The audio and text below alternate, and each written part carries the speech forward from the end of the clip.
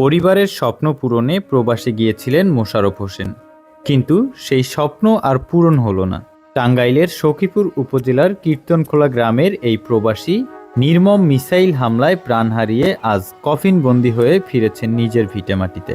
শুক্রবার সকালে মরদেহ বাড়িতে পৌঁছালে মুহূর্তেই শোকে স্তব্ধ হয়ে যায় পুরো গ্রাম।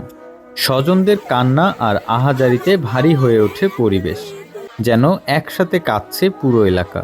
অভাবের সংসারে স্বস্তি আনতে ৮ বছর আগে সৌদি আরবে পাড়ি দেন মোশাররফ। পরিচ্ছন্নতা কর্মী হিসেবে কঠোর পরিশ্রম করতেন। স্বপ্ন ছিল শুধু পরিবারের মুখে হাসি ফোটানো। কিন্তু ৮ মার্চ ইফতারের আগ মুহূর্তে মিসাইল হামলায় থেমে যায় তার জীবন।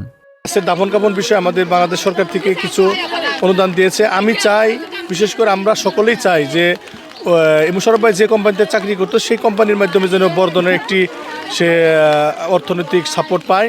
স্ত্রী কবরী আক্তার জানান, মৃত্যুর আগের রাতেও কথা হয়েছিল তাদের। স্বামী বলেছিলেন ঈদের আগে টাকা পাঠাবো। আজ সেই কথাগুলোই হয়ে গেছে অসহ্য স্মৃতি। 2 শিশু সন্তান এখনও বুঝে উঠতে পারেননি বাবার না ফেরার দেশে চলে যাওয়া। ছোট ছেলে এখনও তাকিয়ে থাকে, হয়তো ভাবছে বাবা একটু পরেই উঠে দাঁড়াবেন। আজ বিকেলে জানাজা শেষে তাকে দাফন করা হবে পারিবারিক কবরস্থানে। একজন প্রবাসী বাবার স্বপ্ন ছিল পরিবারকে ভালো রাখা, কিন্তু নির্মম বাস্তবতায় সেই স্বপ্ন থেমে গেল এক মিসাইলের আঘাতে। রেখে গেল এক শোকাহত পরিবার আর অসংখ্য না বলা কষ্টের গল্প। Desk report, Lalmonirhat news.